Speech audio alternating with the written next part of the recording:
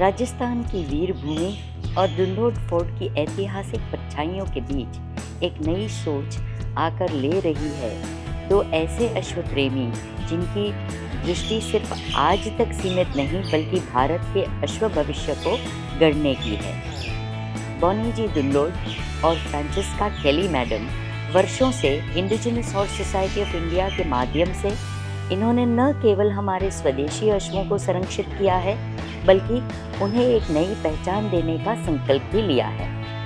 और इसी सोच को एक नई दिशा देते हुए इन दोनों ने मिलकर आयोजित किया पहली बार 5 दिवसीय दुंदोट राइडर्स क्लिनिक। ये सिर्फ कुशल राइडर्स नहीं बल्कि एक विचारधारा है, एक ऐसा विश्वास कि सही संवाद, सही संबंध और क्लासिकल ड्रेसाज की मजबूत नींव के साथ हमारा गर्व मारवाड़ी अश्व भी उसी सुंदरता, संतुलन और गरिमा के साथ ड्रेसाज की कला को प्रस्तुत कर सकता है। दुंदोट राइडर्स क्लिनिक सिर्फ एक प्रशिक्षण नहीं, यह एक शुरुआत है एक परिवर्तन की।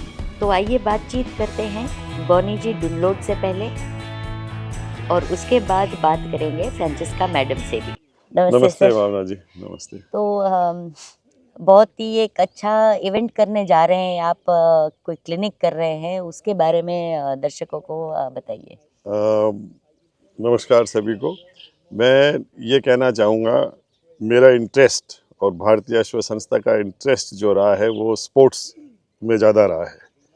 ब्रीड शो अपनी जगह है, बहुत अच्छी बात है, सब है, बट हम ये चाह रहे हैं कई सालों से कि मारवाड़ी, काठियावाड़ी, सिंधी जो अपने देसी घोड़े हैं, इंडिजिनस घोड़े हैं, ये स्पोर्ट्स में ज़्यादा है जी। तो इस साल हमने ये प्लानिंग करी कि क्यों नहीं हम इस टाइप के कोई कोर्सेज इंट्रोड्यूस करें इंडिया में कि जिससे कि हमारे घोड़े और राइडर दोनों की ट्रेनिंग इस प्रकार की हो कि वो किसी भी इक्विटेरियन स्पोर्ट में उसका यूटिलाइजेशन अच्छी तरह कर सके। तो ये आइडिया हमारे को आया था फ्रांसेस्का की वजह से। 2 साल पहले उन्होंने कुछ ट्रेनिंग ली थी अमेरिका में भी, जहाँ वर्किंग इक्विटेशन नाम की एक वो है वर्ल्ड ऑर्गेनाइजेशन भी है और उसमें 25 कंट्रीज़ पार्टिसिपेट करती हैं और धीरे धीरे काफ़ी पॉपुलर हो रहा है। तो उसकी इन्होंने भी ट्रेनिंग ली और उसके बाद हमने यहाँ ट्राई किया थोड़ा सा और फिर हमने ये सोचा कि ये बहुत अच्छा है। तो इसलिए जो हम आगे अभी ये क्लिनिक करने जा रहे हैं वो इससे कनेक्टेड है। फिर मार्क सिल्वेस्ट्री जो हैं, ये क्लासिकल ड्रेसाज के ट्रेनर हैं और ओमान में भी इन्होंने ओमान की कैवलरी को ट्रेन किया है और काफ़ी जगह ये ऑनलाइन ट्रेनिंग भी देते हैं। तो ये जब हमारे कांटेक्ट में आए तो क्लासिकल ड्रेसाज और इक्विटेशन अगर दोनों को साथ जोड़ दिया जाए तो ट्रेनिंग फुल्ली कंप्लीट होती है। तो उसके वजह से हमने यहाँ एक कोर्स लगाया है और ये दोनों मिल करके हम उसकी ट्रेनिंग देने जा रहे हैं। कितने ड्यूरेशन का कोर्स होता ये है? 5 दिन का कोर्स ही होगा, 23 मार्च से 27 मार्च तक का। और ये जो कोर्स है उसमें जैसे कोई नोवाइस, मतलब जिसने बहुत कम राइडिंग की हो उनके लिए है कि ऑलरेडी जो राइडिंग जानते हैं उनके लिए होता है? हाँ, ये बहुत एक ज़रूरी बात आपने पूछी है कि बिल्कुल ही कोई राइडिंग नहीं जानते हो या शुरू में आए हो तो थोड़ा डिफ़िकल्ट है उनके लिए, क्योंकि इसमें थोड़ा एडवांस लेवल पे हम थोड़े जा रहे हैं। वैसे इंटरमीडिएट अगर राइडर्स हैं जो राइडिंग करते हों, घोड़े रखते हैं, अपने वहाँ पर भी काम घोड़ों के साथ करते हैं, तो उनके लिए ये ज़्यादा बेनिफिशियल है क्योंकि राइडिंग जानना ज़रूरी है। ये कोर्स ख़त्म होने के बाद कुछ ये सर्टिफिकेट कोर्स ही होगा? हाँ, ये सर्टिफिकेट कोर्स है। इसमें हम सर्टिफिकेट्स भी देंगे और इसके अंदर बहुत सारे अलग अलग पहलू हैं। जैसे आप अभी देखेंगे इसमें ट्रेनिंग के अंदर तो घोड़े की लंजिंग से लेके घोड़े को लिबर्टी ट्रेनिंग देना, घोड़े को किस तरीके से आप उसकी वेलफेयर को देखते रहना बहुत ज़रूरी है, क्योंकि अपने यहाँ इतना वेलफेयर पे ध्यान नहीं है, पर इंटरनेशनल लेवल पे वेलफेयर सबसे इम्पोर्टेंट है। ओलंपिक लेवल से लेके नीचे तक घोड़े का वेलफेयर बहुत ज़रूरी है। तो यही मैं पूछने जा रही थी कि जैसे सर्टिफिकेट कोर्स हो गया, सर्टिफिकेट्स मिल गए, तो इनके लिए आगे क्या कर सकते हैं ये लोग बेस्ड ये ऑन ये दिस मैं कोर्स? आपको बिल्कुल क्लियर कर दूं कि ये स्टेट चैम्पियनशिप्स में हम शामिल करने जा रहे हैं राजस्थान से, वेरी गुड। और महाराष्ट्र, कर्नाटक और इनसे हमारी बात हुई है, वहाँ भी हम इनको शामिल करने जा रहे हैं और वहाँ इनको मेडल भी मिलेंगे और सर्टिफिकेट भी मिलेंगे। बहुत अच्छे।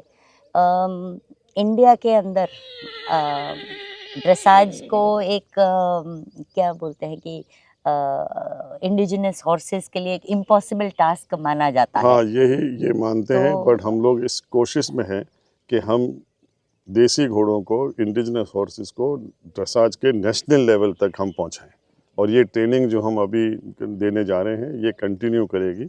इन एवरी ईयर हम इसको आगे आगे बढ़ाते रहेंगे। ये फर्स्ट स्टेप है, आगे इसको आगे की स्टेप्स में भी ले जाएंगे। तो दर्शकों, बॉनी जी ने बहुत एक अच्छा इनिशिएटिव लिया है। आइए आपको डिटेल में दिखाती हूँ कि क्या ये 5 दिवसीय जो राइडर्स क्लिनिक करने जा रहे हैं उसमें क्या हुआ था। पहले दिन से शुरुआत करते हैं। मिस्टर मार्क सिल्वेस्ट्री जो ट्रेनर हैं, जो बॉनी जी उनके बारे में बता भी चुके हैं, उन्होंने स्टूडेंट्स को यह समझाया कि घुड़सवारी की असली नींव टेक्निक या परफॉर्मेंस नहीं है, बल्कि हॉर्स और राइडर के बीच बनने वाला कनेक्शन होता है। इस कनेक्शन को स्थापित करने के लिए उन्होंने एक अनोखा प्रैक्टिकल एक्सरसाइज करवाया। लेकिन उससे पहले मिस्टर मार्क ने स्टूडेंट्स को एक बहुत महत्वपूर्ण बात सिखाई।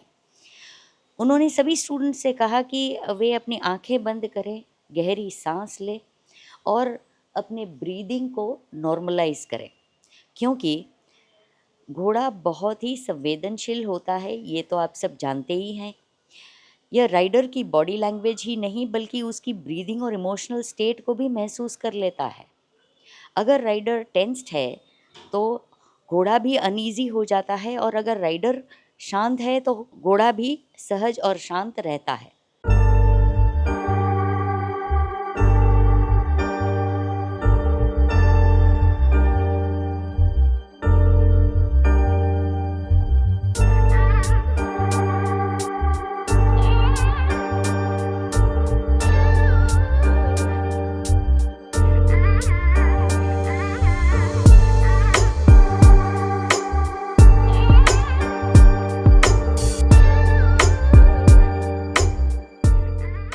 जब स्टूडेंट्स ने अपने ब्रीदिंग को कंट्रोल करना सीख लिया, तब शुरू हुआ असली एक्सरसाइज।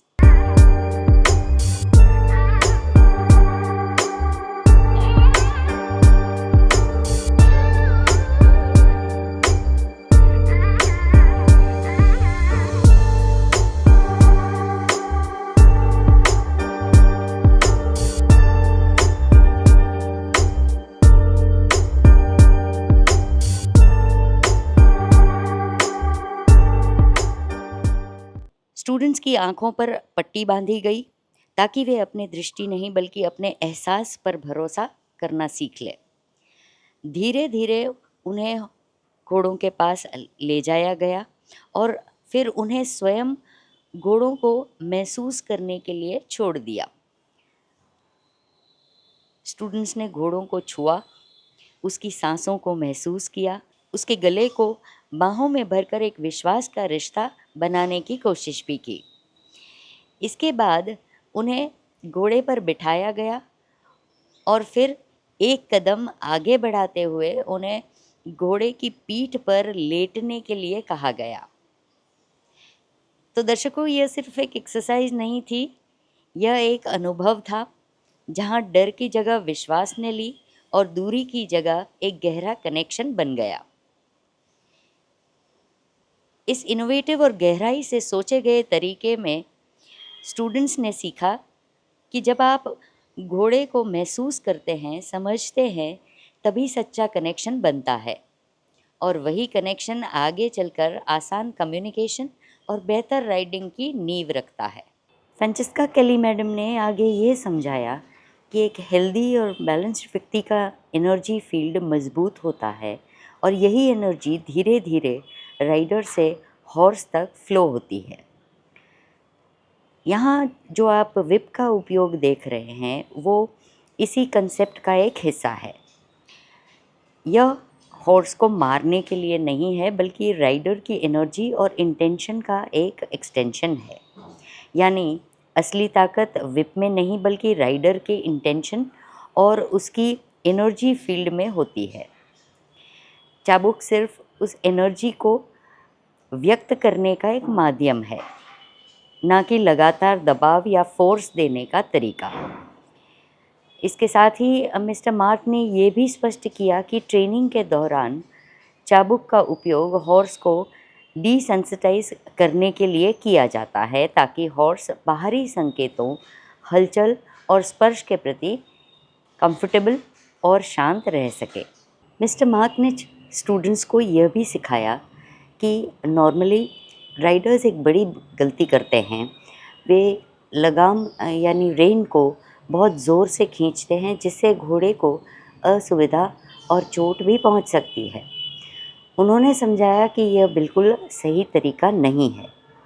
उन्होंने बताया कि जब घोड़ा खुद खींचता है तो राइडर को थोड़ा ढील देना चाहिए, ताकि घोड़ा सहज महसूस करे, और जब राइडर को रेन खींचनी ही हो तो उसे बहुत हल्के और संतुलित तरीके से खींचना चाहिए, ना कि ज़ोर लगाकर।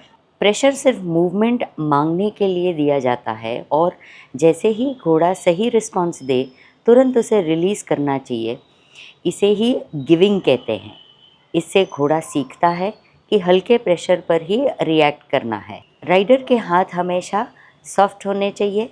घोड़े के हेड और नेक की नेचुरल मूवमेंट के साथ हाथों को फॉलो करना चाहिए, खासकर वॉक और कैंटर में, ताकि कांटेक्ट स्टेडी और जेंटल बना रहे और बिट पर ज़्यादा प्रेशर ना पड़े। उन्होंने खास ये बात पे ज़ोर दिया कि लगाम की जो प्रेशर है वो कभी भी अकेले इस्तेमाल नहीं करनी चाहिए।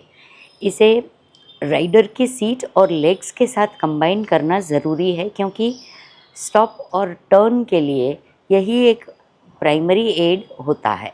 तो दर्शकों, यहाँ पे आपने पहले दिन की पूरी एक्टिविटी देखी।